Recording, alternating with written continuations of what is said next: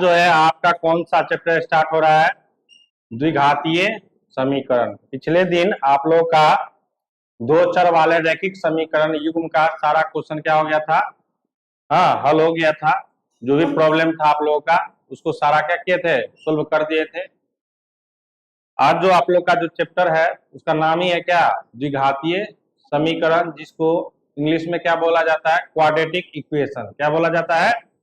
Quadratic equation. की quadratic equation होता है क्या? देखिए बच्चों, इसकी एक लंबी चौड़ी कहानी है कि आखिरकार द्विघातीय समीकरण जो हम पढ़ रहे हैं उसका उपयोग कहाँ होता है और ये कहाँ से जन्म हुआ है। जन्म का मतलब क्या है? कैसे इस समीकरण का खोज हुआ है। तो ये है बच्चों क्या आपका कि आज से कितना 2000 ईस्वी पूर्व 2000 ईस्वी पूर्व में एक बेबोलिन सभ्यता में इसका खोज हुआ था। समझेगा कि आज से 2000 ईस्वी वर्ष पूर्व में समझ गए कौन सा सभ्यता? बेबोलिन सभ्यता में इसका क्या हुआ था? खोज हुआ था। समय के साथ बदलते बदलते बहुत सारे जो मैथ के जानकार थे उन्होंने भी इसमें क्या किया? कुछ परिवर्तन करते गया। आर्यभट्ट भी जो हमारे भारत देश के थे उन्होंने भी दिया। लेकिन इसका जो मेन जो कहा जाता है वो श्रीधराचार्य जी को कहा जाता है, जो 8वीं या 9वीं शताब्दी में इसका क्या क्या था? पूर्ण रूप से खोज करके पूर्ण रूप से इनका क्या क्या समीकरण बनाया पूर्ण रूप से, जिसका उपयोग किसके लिए होता है? जैसे मान के चलिए ऊंचाई को मापने के लिए।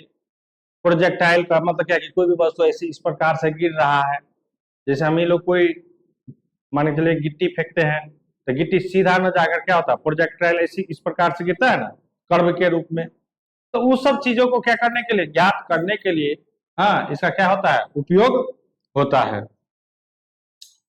मान के चलिए भौतिकी में जैसे फिजिक्स में भी आप इसका क्या कर सकते हैं? उपयोग कर सकते हैं। क्या चीज के लिए? चाल नापने के लिए। मशीनों का डिजाइन भी इससे क्या किया जाता है? ज्ञात किया जाता। समझिए इससे मशीन का डिजाइन भी। इतना ही नहीं, इसका उपयोग जो है ना व्यापार में, अर्थव्यवस्था में, साथ ही साथ लाभ और हानि में। इतना ही नहीं और भी है, इसके उत्पादन और लागत के बीच जो संबंध होता है, इन सब चीजों को ज्ञात करने में भी इसका क्या किया जाता है? प्रयोग किया जाता है। हाँ, लेकिन इसका जो मेन जनक के रूप में जिनको माना जाता है, हाँ वो माना जाता है किसको? श्रीधराचार्य जी को। किसको माना जाता है? श्रीधराचार्य जी को, जो पूर्ण रूप से द्विघातीय समीकरण का एक व्यापक सूत्र दिया।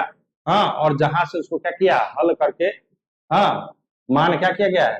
निकाला गया है। तो ये जो चैप्टर है आपका द्विघातीय बहु समीकरण, ये जो आपका चैप्टर क्या है? द्विघातीय समीकरण। यही है कौन? श्रीधराचार्य जी। कौन है? श्रीधराचार्य जी, जिन्होंने क्या किया था? द्विघातीय समीकरण का पूर्ण रूप से जानकारी यानी खोज करके हाँ दिया था। इसलिए ढेर सारी चीजों में इसका क्या होता था? उपयोग होता था।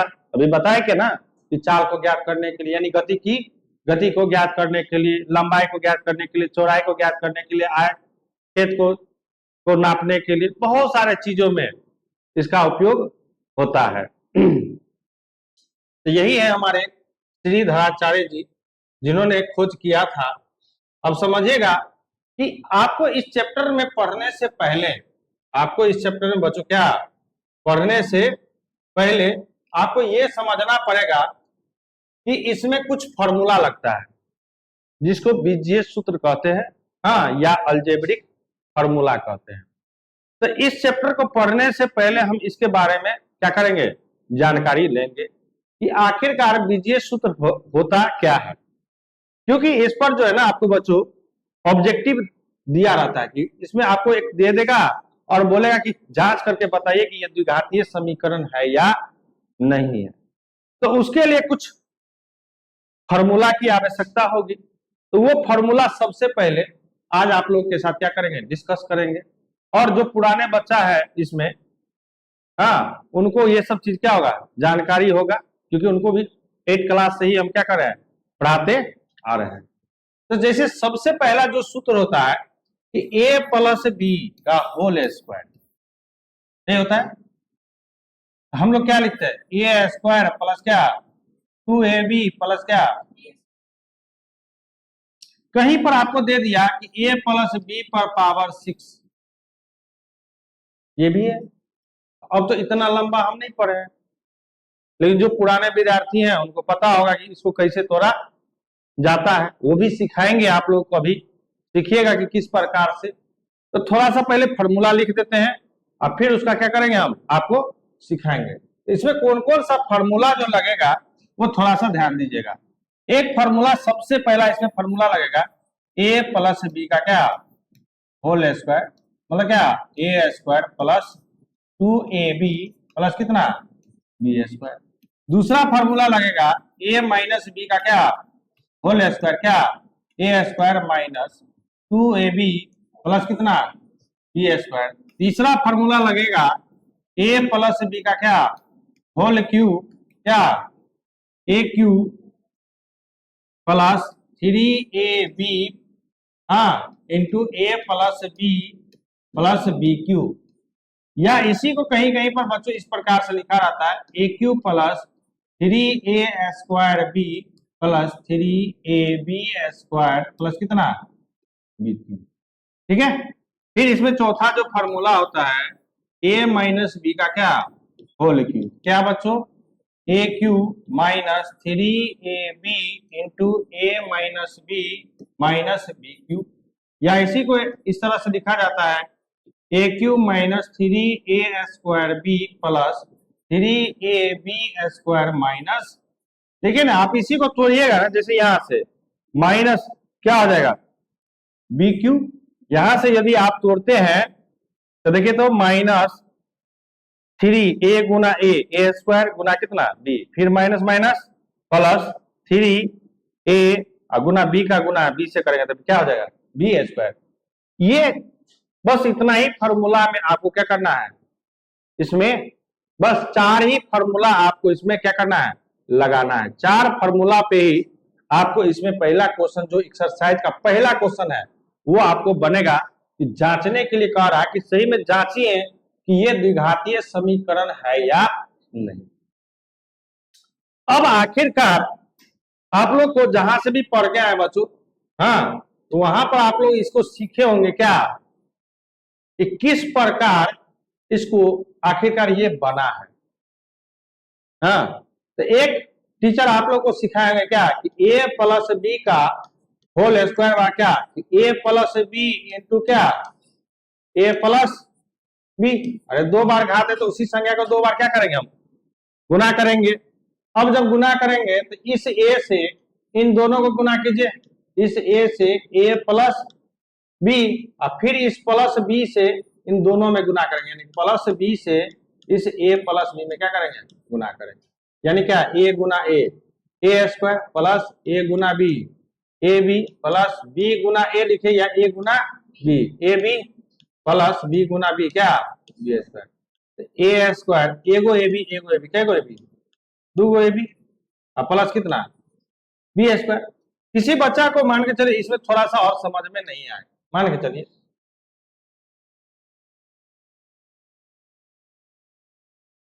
समझिएगा, अब मान के चलिए किसी को समझ में नहीं आएगा तो इसमें ऐसे भी बना सकता है ऊपर नीचे करके, हाँ या ना, गुना कर दीजिए a गुना ए स्क्वायर, इस a से b को गुना करें क्या ए बी, इससे हो गया दोनों को, अब इससे भी ऊपर का दोनों गुना करेंगे प्लस b गुना a तो क्या होगा ए बी और b गुना b प्लस b क्या स्क्वायर।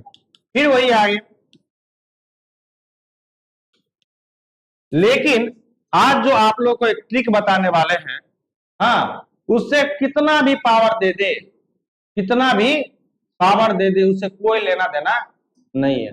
इसमें आप कुछ थोड़ा सा ध्यान रखिए, देखिए कि जब पावर कितना है बच्चों तो पद कितना निकला है, पावर 2 पद कितना, पावर 3 पद कितना क्या निकला है ना, यानी क्या कि पावर से पदों की संख्या क्या होगी कितना अधिक होगी, एक ही अधिक होगी। तो उसी तरह मान के चलिए अब आपके पास a प्लस बी पर पावर यदि 5 दे दे तो बच्चों क्या इसको इस प्रकार से लिख सकते हैं, a प्लस बी गुना a प्लस बी गुना a प्लस बी गुना a प्लस बी गुना a प्लस। अब यदि हम इसको इस तरह से बनाते तो बहुत क्या होगा, लेंदी चला जाएगा, जाएगा कि नहीं जाएगा? गुना करते करते दिमाग खराब हो जाएगा, थक जाएगा। तो हम आज आप लोग को एक ट्रिक बताते हैं। क्या बता रहे हैं? एक ट्रिक। उस ट्रिक की सहायता से आप लोग इसको बनाइएगा। सबसे पहले ध्यान रखिएगा कि पहला पद क्या है, तो पहला पद क्या है हमारा, और दूसरा पद क्या है, बी।